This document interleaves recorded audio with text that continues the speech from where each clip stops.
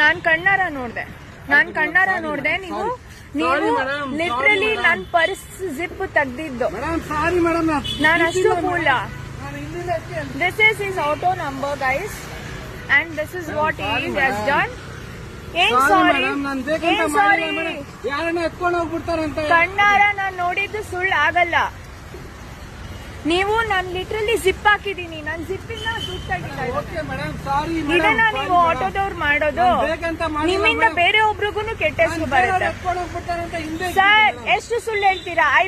ನಿಮ್ಗೆ ಕಪಾಳ ಕೊಟ್ಬಿಡ್ತೀನಿ ನಾನು ಸುಳ್ಳು ಹೇಳಿದ್ರೆ. ನಾನ್ ಕಣ್ಣಾರ ನೋಡ್ತಾ ಇದೀನಿ, ನೀವು ಜಿಪ್ ತೆಗ್ದಿ ದುಡ್ಡು ತೆಗಿತಾ ಇರೋದು. ಏನ್ ಮಾಡ್ತಾ ಇದ್ದೀರಾ ಅಂತ ಕೇಳ್ತಾ ಇದೀನಿ.